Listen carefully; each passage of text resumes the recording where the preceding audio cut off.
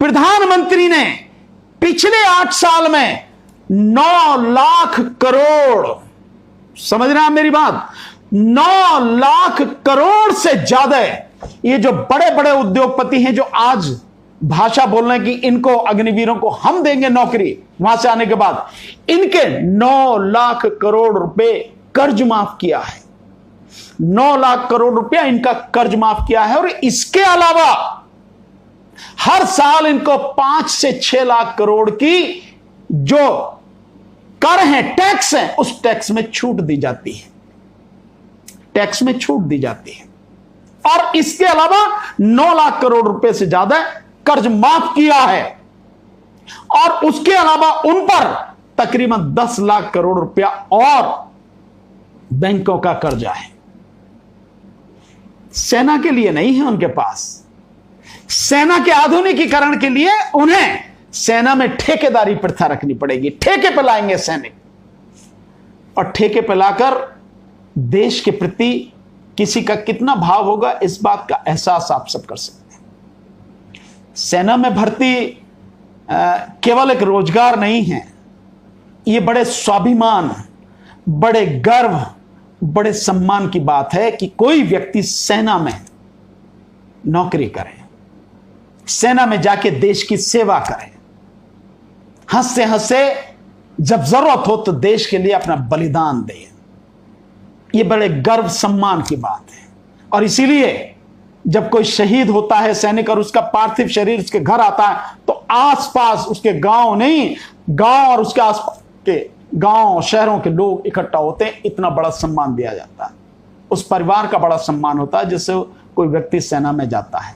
सब खत्म कर दिया आपने। इस देश के नौजवानों को अग्निपथ की भट्टी में झोंक दिया सरकार ने, और अब सेल्समैन की तरह उसके फायदे गिनाने में लगी है। कोई फायदा होना नहीं है, करना नहीं है, सरकार की नीयत नहीं है।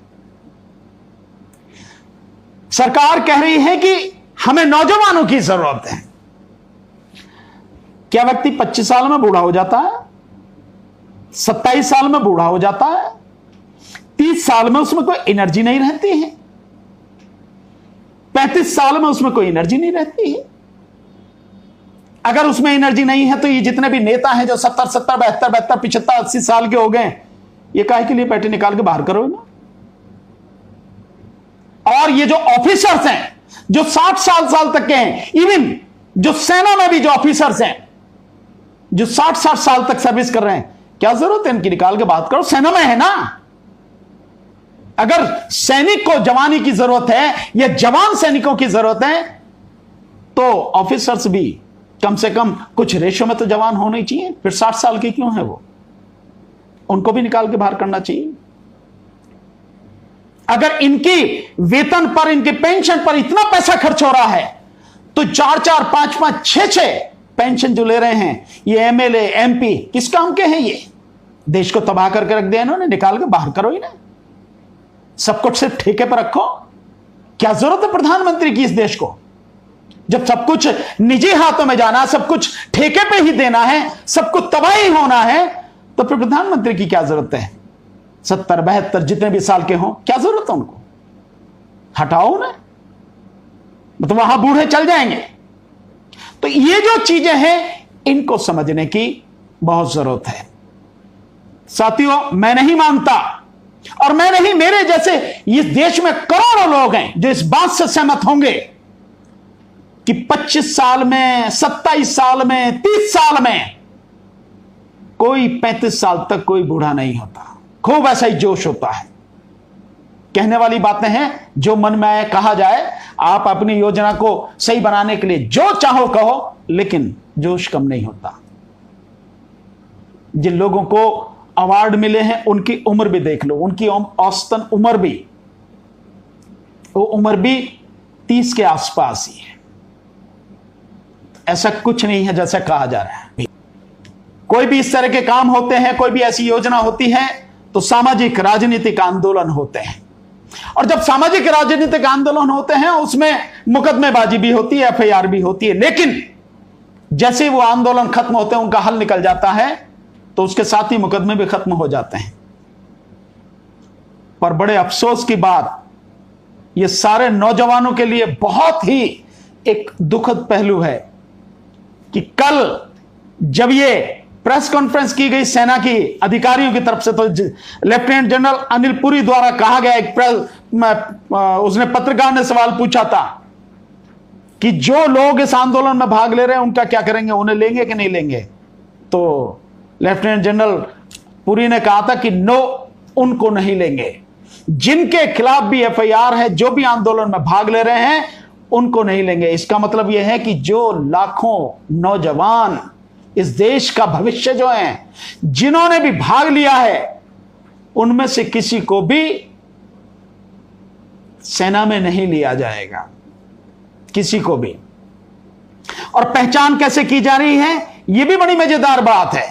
पहचान इस तरह से की जा रही है कि जो उनके मोबाइल हैं, उन मोबाइल नंबर्स के जहां भी प्रदर्शन हो रहे हैं, उनकी टावर के अंदर में, उस एरिया में, उसमें जो मोबाइल नंबर आ रहे हैं, उन मोबाइल नंबर से पहचान करके एफआईआर की जा रही है।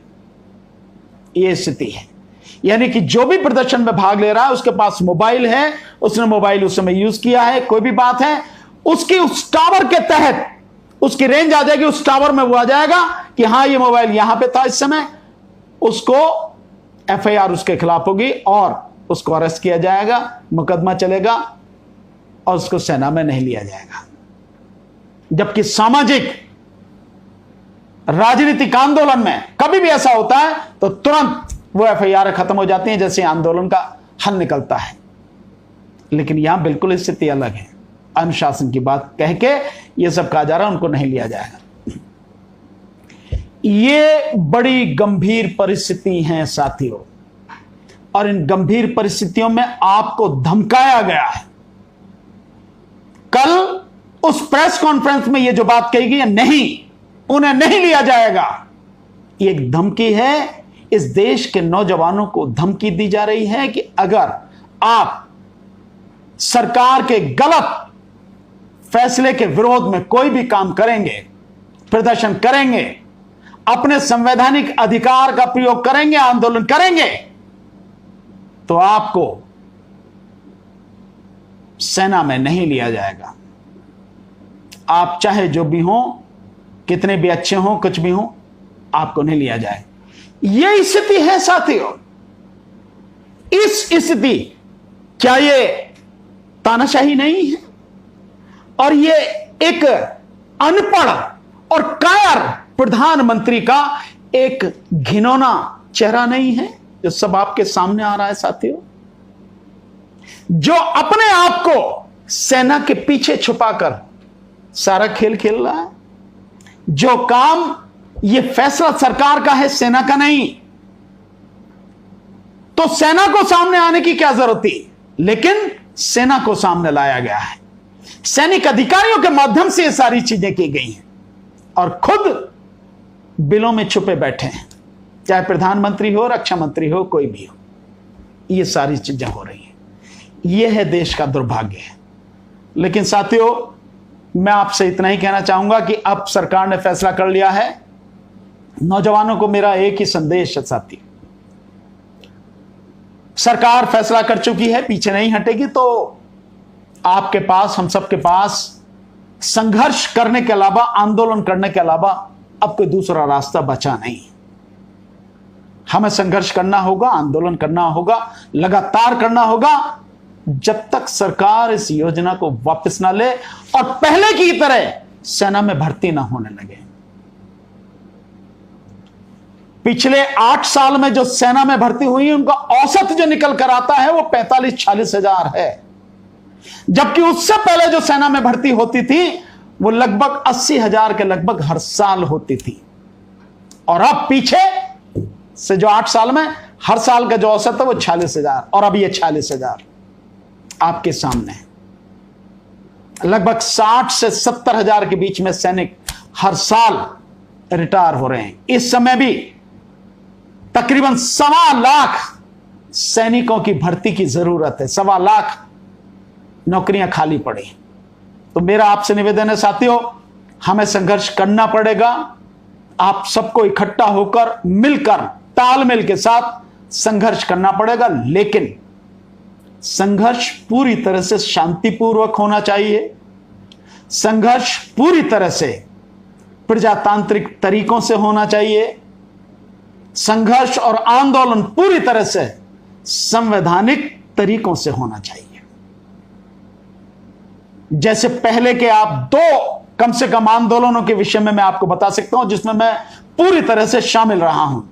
एक CNRC का आंदोलन, बहुत बड़ा आंदोलन था, पूरे देश में था। सरकार की हिम्मत नहीं है कि कानून पास कराने के बाद भी आज भी उसे लागू कर सके।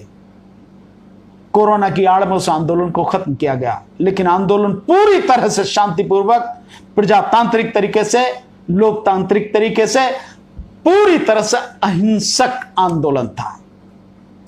ठीक इसी तरह से 13 महीने चला किसानों का आंदोलन, पूरी तरह से लोकतांत्रिक तरीके से था, संवैधानिक मर्यादाओं के अनुकूल था, अनुरूप था, पूरी तरह से शांतिपूर्वक था और पूरी तरह से अहिंसक था। और आखिर में इसी सरकार ने, इसी प्रधानमंत्री ने किसानों के सामने घुटने टेके और कृषि कानूनों को वापस लिया। यह निश्चित रूप से मुझे विश्वास है कि अगर हमने ईमानदारी से आंदोलन किया तो यह योजना भी वापस होगी। मतलब ही नहीं है कि ना हो। बेशक कितने भी कहते हैं कि हमने नोटिफिकेशन निकाल दिया, हमने जारी कर दिया, हम जुलाई से शुरू कर रहे हैं और दिसंबर में इसकी पहली जो भर्ती शुरू हो जाएगी और उसके बाद जो बैच है वो अगले जून से जो काम करना शुरू कर देगा। बेशक कुछ भी कहते रहे सैनिक अधिकारी या जो भी है, सरकार जो चाहे कह ले, लेकिन अगर आंदोलन तरीके से किया गया तो निश्चित रूप से यह योजना वापस होगी, सरकार को वापस लेनी पड़ेगी, पर शर्त वही अहिंसक रूप से काम करें। और एक चीज और आपसे कह रहा हूं साथियों, आप ही लोग थे जो इनको वोट देते रहे, आप ही लोग थे जो इनके हिंदुत्व के एजेंडे में शामिल होते रहे, आप ही लोग थे जो इनके अंधभक्त बने रहे। अब देख लिया आपने कि किस तरह से, कितने सुनियोजित तरीके से, कितने घिनौने तरीके से इस देश के नौजवानों का भविष्य, उनकी उम्मीदें, उनके सपनों को जलाकर राख कर दिया। ये योजना अग्निपथ योजना भर्ती की योजना नहीं है।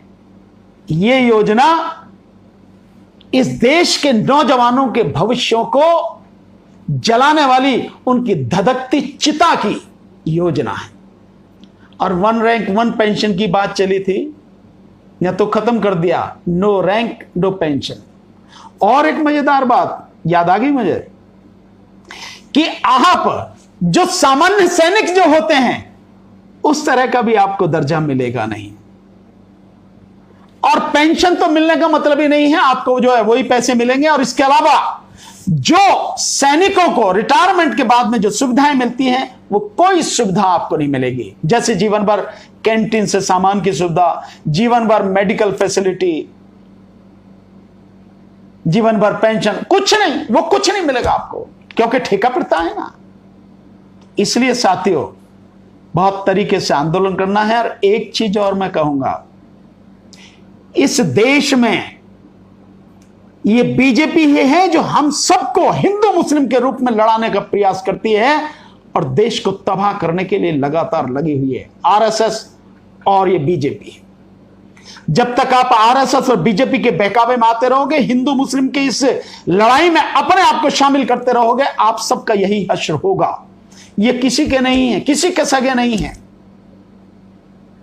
प्रधानमंत्री मोदी का तो सीधा ही है कि हम दो और हमारे दो, मोदी खुद और अमित शाह और दोनों अंबानी और अडानी, बाकी कुछ और उद्योगपति नहीं और कुछ नहीं। बाकी देश भाड़ में जाए, कोई लेना देना, देशवासी भाड़ में जाए, कोई लेना देना नहीं है। पूरी तरह से तबाह कर दिया, आर्थिक स्थिति देश की इतनी बुरी कर दी जिसकी कोई हद नहीं। उस सब के बावजूद भी एक और मजेदार आपको बात बताता हूं, ये पे कि कोई किसी तरह की जो नौकरी नहीं दी जा रही है, उस सब के बावजूद भी जो सरकार का खर्च बढ़ता चला जा रहा है। यानी कि सरकार में बैठे हुए जो मंत्री हैं, एमपी हैं, एमएलए हैं, जो और सारे IAS IPS ऑफिसर्स हैं, इनके लिए सब सारी सुविधाएं सब बढ़ती चली जा रही हैं, कोई दिक्कत नहीं है, खर्च बढ़ता चला जा रहा। लेकिन सेना को कमजोर करना, सेना को अपमानित करना, यह कहां की रीत है? उसके लिए इनके पास पैसा नहीं है। क्या फर्क पड़ता है अगर 6 लाख करोड़ में से 3 लाख करोड़ भी, 2.5 से 3 लाख करोड़ इस देश के सैनिकों के वेतन और पेंशन में चला जाता, तो क्या फर्क है? उस देश के तो लोग हैं, उन्होंने अपना पूरा जीवन उसके लिए लगाया, देश के लिए लगाया, देश की सेवा में लगाया, सेना में सेवा की है उन्होंने। अगर उनको ये वेतन और पेंशन मिलता तो इसमें क्या बुरा क्या है? इधर उधर जो खर्चे किए जाते हैं उन सबको हटा के, जो बेकार के हैं उनको हटा के, इसमें जो आप टेक्नोलॉजी अगर आप लाना चाहते हैं सेना में, तो उसमें लगाइए आप, वो पैसे वहां से यहां लाइए, करिए आप इस खर्च को बढ़ाकर। जो सेना का बजट है उसे करिए आप 6 लाख की जगह उसे 8 लाख करिए, 8 लाख करोड़ कीजिए, तो 2.5 लाख उसमें जाएगा, उसका बढ़ेगा टेक्नोलॉजी। और इससे ज्यादा है जो बेईमानी और भ्रष्टाचार है आप में,